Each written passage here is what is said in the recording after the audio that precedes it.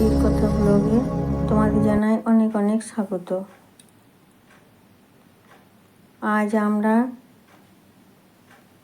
কথা বলবো বাংলার অন্যতম শ্রদ্ধেয় সাধক, কোটি ভক্তের আশ্রয় বাবা লোকনাথ ব্রহ্মচারীকে নিয়ে।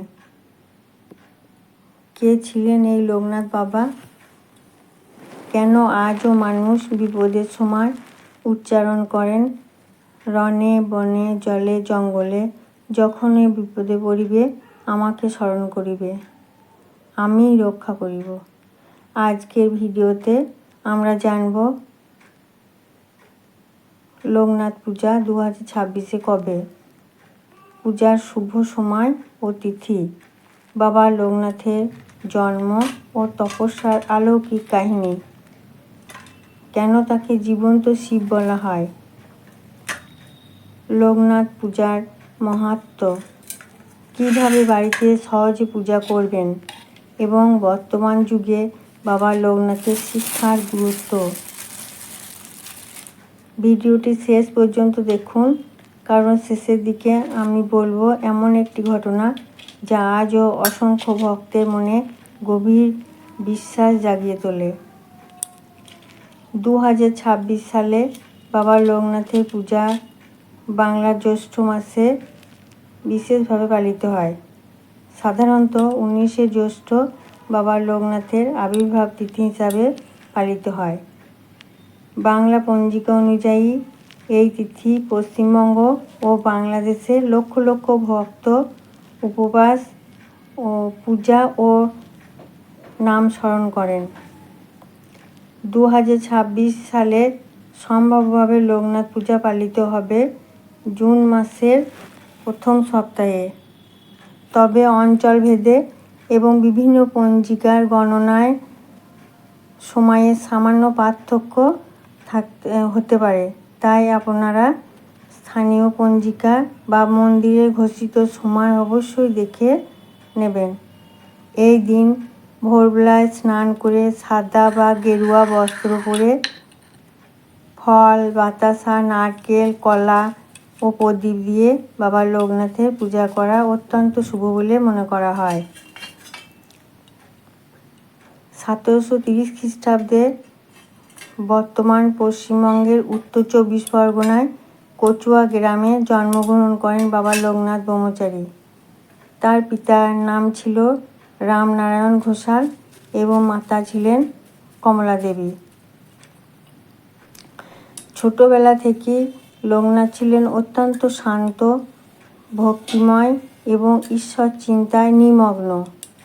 মাত্র অল্প বয়সেই তার মধ্যে অলৌকিক আধ্যাত্মিক শক্তির প্রকাশ দেখা যেতে শুরু করে। লোকনাথের পিতা চেয়েছিলেন তার সন্তান একজন মহান সাধক হয়ে উঠুক। সেই কারণেই খুব ছোট বয়সেই তাকে সন্ন্যাস জীবনের পথে নিয়ে যাওয়া হয়। তার গুরু ছিলেন ভগবান গাঙ্গুলি, যিনি ছিলেন অত্যন্ত জ্ঞানী ও সিদ্ধযোগী। মাত্র 11 বছর বয়সে লোকনাথ এবং তার বন্ধু বেণীমাধব গৃহত্যাগ করেন। শুরু হয় কঠোর তপস্যা, উপবাস, ধ্যান এবং আত্মসংযমের এক দীর্ঘ যাত্রা। ভাবুন তো, আজকের দিনে আমরা কয়েক ঘন্টা মোবাইল ছাড়া থাকতে পারি না, আর সেই যুগে একটি ছোট ছেলে সংসার, আরাম, সুখ সব ছেড়ে বেরিয়ে পড়েছিল শুধুমাত্র ঈশ্বরকে খুঁজে পাওয়ার জন্য। এই কারণেই লোকনাথ শুধুমাত্র একজন সাধক নয়, তিনি আত্মত্যাগ ও ভক্তির এক জীবন্ত প্রতীক। গুরু ভগবান গাঙ্গুলির নির্দেশে লোকনাথ ব্রহ্মচারী বহু বছর ধরে হিমালয়ে কঠোর তপস্যা করেন। কথিত আছে তিনি প্রায় 50 বছরেরও বেশি সময় ধ্যান ও যোগ সাধনায় কাটিয়েছিলেন। তার তপস্যা এতটাই কঠোর ছিল যে তিনি দিনের পর দিন অন্ন গ্রহণ না করে ধ্যানে বসে থাকতেন। বরফ ঢাকা পাহাড়, গভীর জঙ্গল, নির্জন গুহা, সব জায়গাতেই তিনি ঈশ্বরের সন্ধান করেছেন। অনেক ভক্ত বিশ্বাস করেন এই সময়ে তিনি অলৌকিক যোগসিদ্ধি লাভ করেন। বলা হয় তিনি মানুষের মনের কথা বুঝতে পারতেন। দূরে বসেও ভক্তদের বিপদ অনুভব করতেন। অসুস্থ মানুষকে আশীর্বাদে সুস্থ করতেন। এমনকি মৃত্যুর মুখ থেকেও অনেককে রক্ষা করেছেন বলে কিংবদন্তি প্রচলিত আছে। একবার এক ভক্ত নদীতে ডুবে যাচ্ছিলেন। তিনি প্রাণপণে বাবা লোকনাথকে স্মরণ করেন। পরে তিনি জানান এক জ্যোতির্ময় সাধু এসে তাকে জল থেকে তুলে দেন। পরে মন্দিরে এসে তিনি সেই একই মুখ দেখতে পান বাবা লোকনাথের ছবিতে। এই ধরনের অসংখ্য কাহিনী আজও বাংলার গ্রামে গ্রামে শোনা যায়। আবার ঊনবিংশ শতাব্দীর কথা। ঢাকার একজন বিখ্যাত আইনজীবী ছিলেন বিহারীলাল মুখার্জি।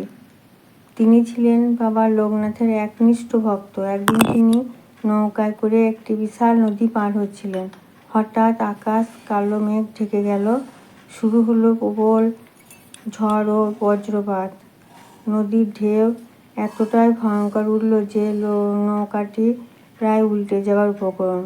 নৌকার যাত্রীরা সবাই মৃত্যু ভয়ে আতঙ্কিত।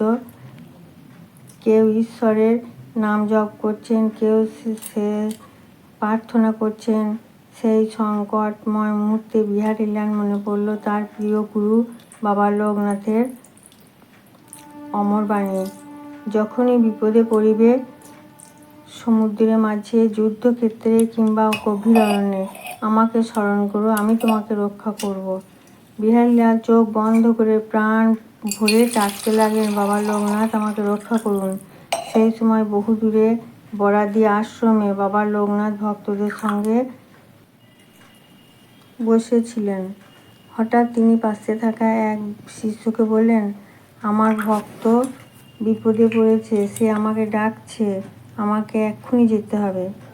কেউ কিছু বুঝে ওঠার আগেই আশ্চর্য ঘটনা ঘটল। নদীর মাঝখানে মৃত্যুর মুখে দাঁড়িয়ে থাকা নৌকাটি ধীরে ধীরে স্থির হতে শুরু করলো। ভয়ঙ্কর ঢেউ যেন মুহূর্তের মধ্যে শান্ত হয়ে গেল। কিছুক্ষণ পর নৌকাটি নিরাপদে তীরে পৌঁছে যায়। যাত্রীরা বিস্ময়ে হতবাক হয়ে গেল। বিহারীলাল বুঝতে পারলেন তাঁর আর্তনাদ বৃথা যায়। কেন তাকে জীবন্ত শিব বলা হয়? অনেক ভক্ত বাবা লোকনাথকে শিবের অবতার বলে মনে করেন, কারণ তার জীবন ছিল সম্পূর্ণ বৈরাগ্য, ত্যাগ এবং করুণায় ভরা। তিনি কখনো ধন সম্পদ চাননি, কখনো নিজের জন্য আশ্রয় বা রাজকীয় জীবন তৈরি করেননি।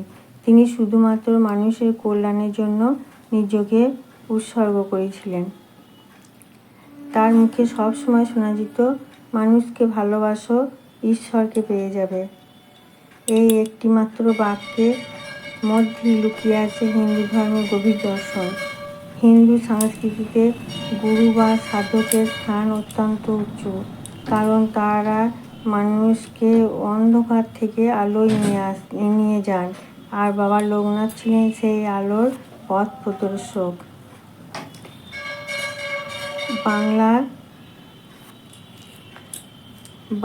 বাংলাদেশ, অসম, ত্রিপুরা সর্বত্র আজও অসংখ্য মন্দির আছে বাবা লোকনাথের।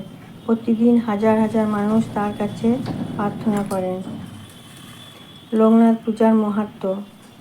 লোকনাথ পূজা শুধুমাত্র একটি ধর্মীয় অনুষ্ঠান নয়, এটি বিশ্বাস, ভরসা এবং মানসিক শক্তির একটা উৎসব। ভক্তরা মনে করেন বাবা লোকনাথ বিপদ থেকে রক্ষা করেন, মানসিক কষ্ট দূর করেন, সংসারে অশান্তি কমান এবং জীবনে সাহস ও স্থিরতা এনে দেন। এই পূজার একটি বিশেষ দিক হলো এখানে আড়ম্বরের প্রয়োজন হয় না। ভক্তি থাকলেই বাবা সন্তুষ্ট হন বলে বিশ্বাস করা হয়।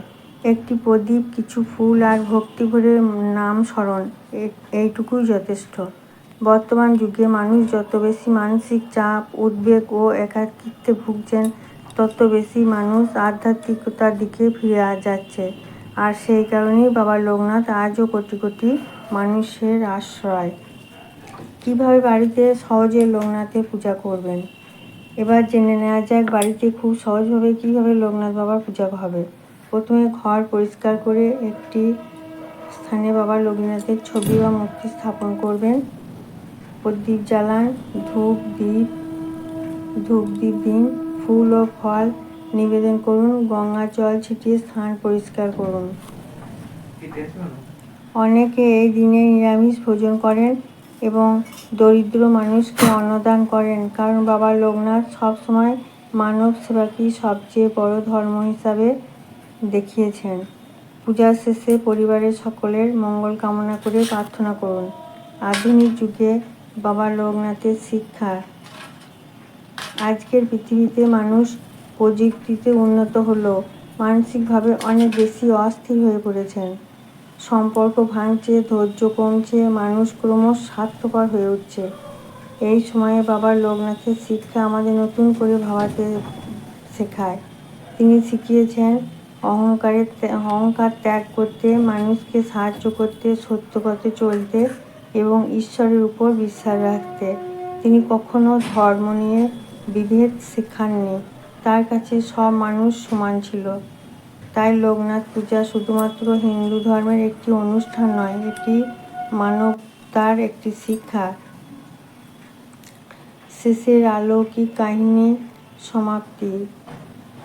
শেষ করার আগে একটি বিখ্যাত কাহিনী বলি। একবার এক ভক্ত গভীর জঙ্গলে পথ হারিয়েছিলেন। চারদিকে অন্ধকার, বন্য পশুর আওয়াজ।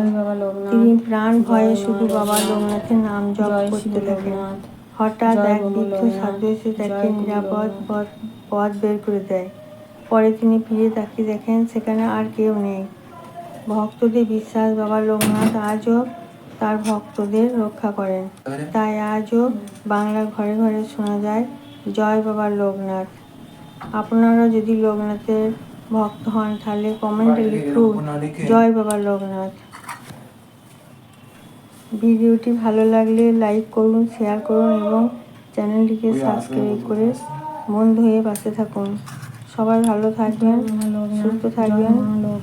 জয় বাবা লোকনাথ, জয় বাবা লোকনাথ, জয় বাবা লোকনাথ।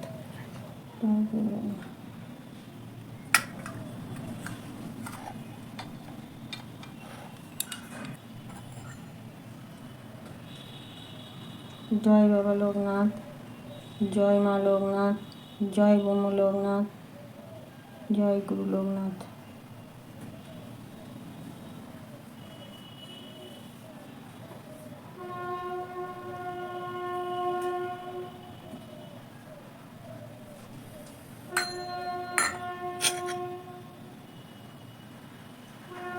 জয় বাবা লোকনাথ, জয় মা লোকনাথ, জয় শিব লোকনাথ, জয় ব্রহ্ম লোকনাথ, জয় গুরু লোকনাথ। রুদ্রাক্ষের মালা, তারপরে আমি বইতে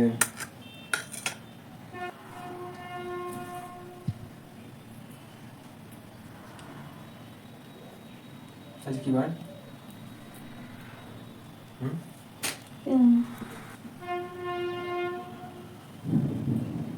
খাওয়া হয়ে গেছে? কি খাবো?